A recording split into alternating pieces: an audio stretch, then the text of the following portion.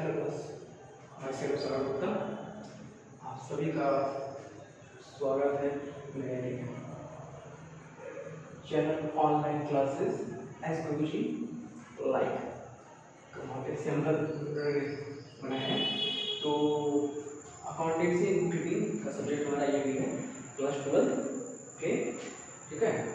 और मैंने क्लास 12 के अकाउंटेंसी और बुककीपिंग के पिछले क्लास में मैंने 2 क्लासेस लिए थे।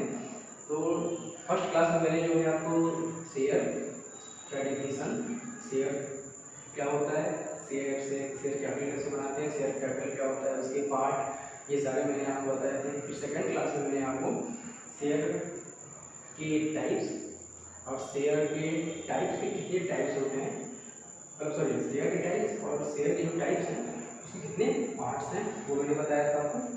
और उसके साथ साथ मैंने आपको इशूड ऑफ शेयर, अंशों की निर्माण के बारे में मैंने बताया था। जो मैंने 10 पॉइंट आपको बताया थे सारे, ऐड पर, सम होने पर, प्रीमियम पर, कटौती पर, आवेदन से अधिक, ये सारी चीज़ें थी। अग्रिम हाउस सिचुएशन, ये सारी बात मेरे प्रियस। तो जो प्रीवियस क्लास नहीं देख पाए हैं बच्चे, वो डिस्क्रिप्शन में आएंगे तो उसमें भी आपको लिंक मिलेगी। और ऊपर की साइड में एक आई बटन होगा, वहाँ पर भी आप क्लिक करके मेरे प्रीवियस क्लास देख सकते हो, ठीक है। तो इस क्लास में हम डिस्कस करेंगे कि अंशों के निर्गमन के बाद और उनके आवंटन, मतलब जब इशू हो जाते हैं, इशू होने के बाद किस तरीके से शेयर को डिस्ट्रीब्यूट किया जाता है।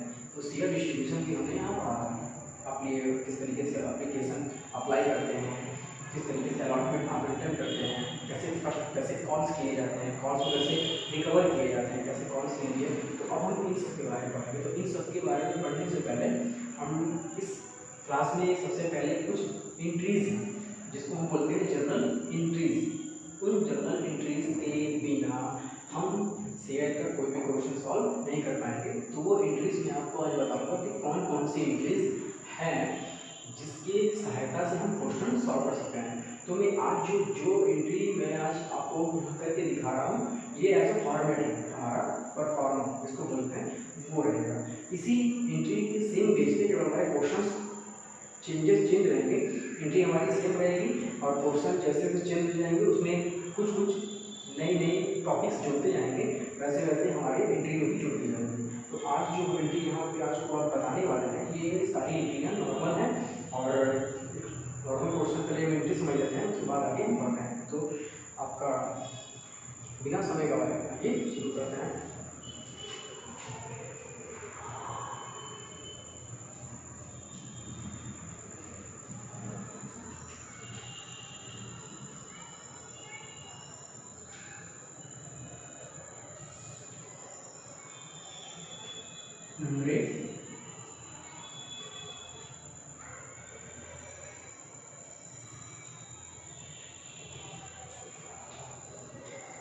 अंशों के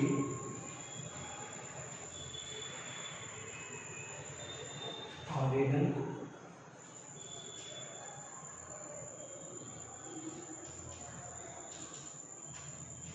प्राप्त हुए। तो सबसे पहले हम इसमें करते क्या हैं कि एप्लीकेशन, सबसे पहले हमारा एप्लीकेशन आता है। तो एप्लीकेशन हो, चाहे अलॉटमेंट हो, चाहे कॉल्स के कुछ मेरे 4 पार्ट आपको बताए थे, first call, second call, second final and final call, चाहे ये 4 पार्ट। तो किसी भी सब में आपके 2-2 कंडीशन होते हैं।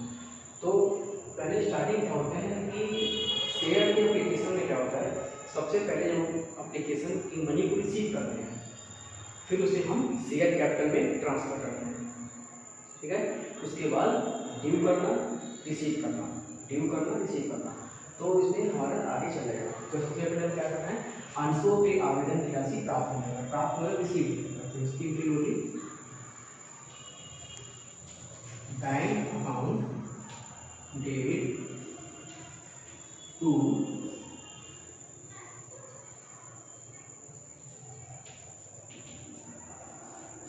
Equity share account being equity share application money receive. ठीक है, तो अब आज वालों को तो इतना पता होगा कि जनरल इंग्लिश कैसे करते हैं, वो सारे होते हैं। तो मैं यहाँ पे लाइन नहीं खींच रहा हूँ, परफॉर्मा होता है पता होगा। परफॉर्मा हम क्वेश्चन में आएगा तो लोग परफॉर्मा के पूरे तरीके से करेंगे। ठीक है, मैं यहाँ पे थोड़ा सा एंट्री आपको समझा रहा हूँ, कौन सी एंट्री कितनी कितनी होती है। तो ये है अंशों के आवेदन की राशि, अंशों के आवेदन की राशि, सॉरी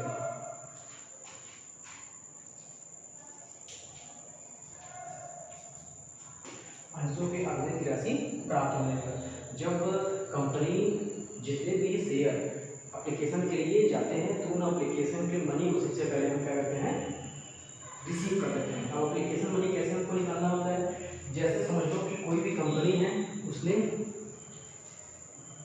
1000 मतलब 1000 शेयर, ठीक है, 1000 शेयर के लिए आवेदन पत्र मतलब एप्लीकेशन लेटर, ठीक है, इतना शेयर अप्लाई एप्लीकेशन के लिए किया है, 1000 शेयर एप्लीकेशन किया है। और फिर ये हमको देखना है कि जो हमारा शेयर है, ठीक है, वो है कितने रुपए का। तो एक शेयर अगर वो 10 रुपए का है तो इस 10 रुपए के शेयर को कई पार्ट में डिस्ट्रीब्यूट किया जाता है। ध्यान से समझिएगा, ये बहुत इंपॉर्टेंट चीज है आपको बता रहा हूँ। पहला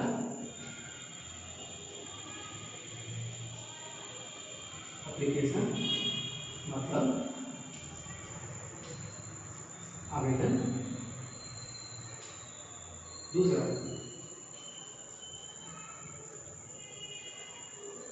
अलॉटमेंट मतलब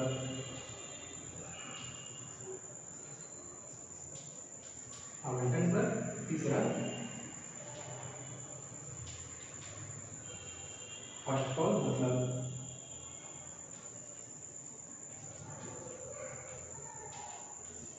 प्रथम याचना, दूसरा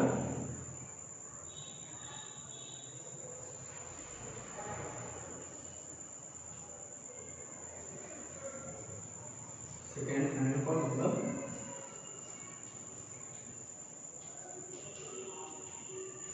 तृतीय अंतिम याचना, आखिरी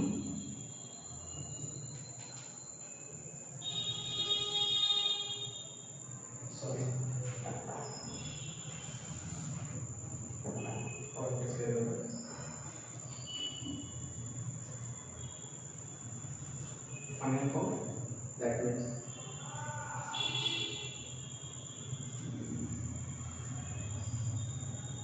अंतिम याचना। ध्यान देना, ये बहुत ही इंपॉर्टेंट चीज आपको बता रहा हूँ।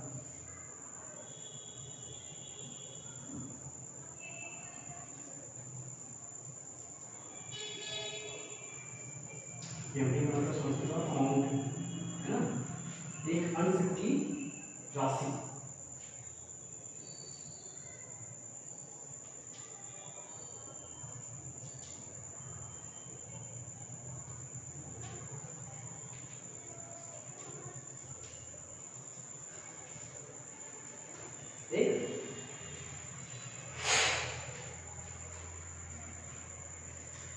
तो फिर से ध्यान समझना कि जब कोई भी कंपनी, ठीक है, जितने भी शेयर इशू करती है, इशू का मतलब निर्गमन करना, और जितने शेयर इशू अलग होता है, ठीक है, इशू का मतलब निर्गमन, अंशों का निर्गमन अलग होता है और अंशों के आवेदन अलग होते हैं। आवेदन का मतलब होता है कि वो कितने अंश अप्लाई किए जाए, तो अप्लाई करना और इशू करना।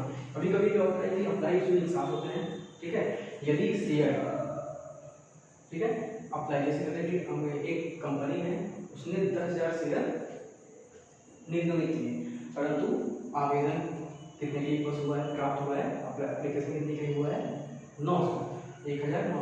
तो उसमें ओवर सब्सक्रिप्शन, अंडर सब्सक्रिप्शन वो सारी बातें आते हैं। तो आगे मैं आपको बताता चलूँगा। फिलहाल हम क्या समझ रहे हैं कि कंपनी ने जितने शेयर, ठीक है, कंपनी के जितने भी शेयर हैं, ठीक, वो जितने भी शेयर निर्गमित किए जाते हैं। तो जैसे हम मानते हैं कि कंपनी के, इसमें मैं आपको बताता हूँ, कंपनी ने 1000 शेयर इशू किए, ठीक, और जितने शेयर कंपनी ने इशू किए हैं उतने ही शेयर कंपनी ने एप्लीकेशन के लिए, ठीक है, रिसीव किया, ठीक, कंपनी ने जितने शेयर इशू किए हैं उतने ही शेयर उन्होंने एप्लीकेशन के लिए रिसीव किए, मतलब उतने ही आवेदन के लिए प्राप्त किए गए। तो एक शेयर का अमाउंट कंपनी ने कितना रखा था? 10 रुपये। यहाँ समझना, एक शेयर का अमाउंट कंपनी ने कितना रखा था? 10 रुपये। अब कंपनी एक शेयर के अमाउंट को जितनी भी वो रखती है कंपनी, उस अमाउंट को कंपनी कई पार्ट में डिस्ट्रीब्यूट करती है, ठीक है, ताकि वो जो शेयर लेता है, जो व्यक्ति सदस्य, अंशधारी बोलते हैं, शेयर होल्डर बोलते हैं, वो उसे किस प्रकार से चुकाएगा। मतलब एक बार बताया मैंने आपको, पहले वो भुगतान करता है, फिर प्राप्त करता है, भुगतान करता है, प्राप्त करता है। तो ये सारी चीजें, ये 5 कंडीशन में चलती है, पहले भुगतान करना, प्राप्त करना, भुगतान करना, प्राप्त करना। तो लेकिन आवेदन में क्या होता है कि आवेदन के समय जितने भी अंश पहले प्राप्त किए जाते हैं, ठीक, जितने अंश प्राप्त किए जाएंगे, जितने रुपए के अंश प्राप्त किए जाएंगे, उस पूरे रुपए के अंश को हम क्या करते हैं? अंश हस्तांतरण में, ठीक है, शेयर कैपिटल में, ध्यान समझिएगा, अंश पूंजी में हम उसको ट्रांसफर कर देते हैं। उसके बाद शेयर एप्लीकेशन जो हमारा खत्म हो जाता है। अब ये जो 10 रुपए है, मैंने आपको जो बताया कि 10 रुपए की ये जो एक शेयर है, ठीक, शेयर के अमाउंट को, एक अंश की राशि है, ये एक शेयर का अमाउंट है, इसको इतने पार्ट में डिवाइड किया गया है। अब ये 10 रुपए को जितने भी हिसाब से बांट सकते हैं, हो सकता है कि 5 में बांटे, यदि 5 में बांटेंगे तो कैसे बांटेंगे? इसका भी अमाउंट 2, इसका भी अमाउंट 2 रुपए, इसका भी अमाउंट 2 रुपए, इसका भी अमाउंट 2 रुपए, इसका भी अमाउंट 2 रुपए, और इसका भी अमाउंट 2 रुपए, ठीक है। 2 2 4 2 6 2 8 2 10 रुपए को ऐसे बांट सकते हैं, या फिर अभी या कम कर सकते हैं, या फिर कंपनी अगर चाहे तो इसमें से सारे पार्ट में डिस्ट्रीब्यूट न करके कुछ को कम भी कर सकती है। जैसे कि हम मानते हैं कि हमारा ये सेकेंड एंड फाइनल कॉलेज दिया है, द्वितीय अंतिम याचना और अंतिम याचना को हटा भी सकती है, बाकी 3 को अप्लाई करे या 4 को अप्लाई करे, नीचे वाले को हटा दे या बीच वाले को हटा के, मतलब उन्हें अपने एक अंश, एक शेयर का जो अमाउंट है उन्हें किसी भी प्रकार से इसमें कैलकुलेट करना है, बराबर करना है। तो वो चाहे इसको 2 रुपए या इसको 2 रुपए, इसको 3 रुपए, 4 रुपए, कुछ भी करा सकते हैं, ठीक है। तो हमें बस ये ध्यान देना है कि जिस तरीके से उन्होंने अलग अलग बांटा है, तो हमें एक सबका ये मल्टीप्लाई करना होता है। जैसे अभी क्वेश्चन पे एंट्री में समझ रहे थे कि कंपनी ने जितने भी शेयर इशू किए हैं उतने की एप्लीकेशन हो गए। अब पूरे तो हैं हमारे कितने? 10 रुपए। तो 1000 शेयर, 1000 शेयर मल्टीप्लाई बाई 10, ठीक है। हमने भी बताया था ना इस तरीके से शेयर से, ठीक, ये क्या है हमारा? ये शेयर से कैसे हम शेयर कैपिटल बनाएंगे। तो 1000 शेयर है और एक शेयर का अमाउंट कितना है? 10 रुपए, मल्टीप्लाई बाई कितना हो जाएगा? 10,000 रुपीज। 10,000 रुपीज क्या हो गया हमारा? Share capital. तो इसी शेयर कैपिटल को एक साथ न ले जाके उसे कई पार्ट में डिस्ट्रीब्यूट कर देते हैं। तो अब हम सबका अलग अलग करते हैं, पहले एप्लीकेशन की एंट्री करके, फिर अलॉटमेंट आवंटन दे, फिर प्रथम द्वितीय याचना, ऐसे करते हैं, ठीक है। तो आप इस चीज को जरूर समझना। ये मैं पहले बता चुका हूँ कि किस तरीके से 1000 शेयर इशू किया जाता है, इतना एप्लीकेशन है, जितने के लिए इशू है उतना ही एप्लीकेशन है। तो टोटल जितने शेयर इशू एप्लीकेट हुए थे उस एक अंश के अमाउंट को टोटल मल्टीप्लाई करके पूरे शेयर कैपिटल का अमाउंट निकाल लेते हैं। तो इस पूरे शेयर कैपिटल को हम पार्ट बाय पार्ट निकालते हैं। एप्लीकेशन में, अलॉटमेंट में, फर्स्ट कॉल, सेकंड कॉल और फाइनल कॉल के जितने भी पार्ट में अलग अलग बांटा गया है, भाग में बांटा गया है, ठीक है। तो हम एंट्री करेंगे तो एंट्री यहाँ पे इसको देखते हुए चलना है, ठीक है। या फिर आपके काम को इससे आप नोट कर दो, ये वाला पोर्शन जो है आप कहीं भी नोट कर दो। मैंने इसको स्टार लगाया है, इस पोर्शन को आप कहीं नोट कर लो, ताकि अब इस पोर्शन को पहले आप इस पोर्शन को नोट करो, फिर आप इसके नीचे इस पोर्शन को नोट करो, ताकि मैं जब इसके आगे की इंक्रीज बताऊं तो आप यहाँ से समझते जाना। मैं बोलता चलूँगा, पहले मैं एप्लीकेशन का बताया 2 एंट्री, फिर मैं अलॉटमेंट का बता रहा हूँ 2, फिर मैं फर्स्ट ऐसे में बताता चलूँगा, तो आप वहाँ से मिलाते चलना। और ये ध्यान देना कि कैसे 2-2 रुपये के जो अमाउंट को मैंने बांटा है, इस तरीके से मैं मल्टीप्लाई करते हुए और जिस 10 रुपये को बराबर करते हुए इतना अमाउंट लाऊंगा वहाँ पे आप सबको। ठीक है, पहले आप इसे नोट करो, ठीक, जल्दी नोट करना इस पार्ट को और इस पार्ट को।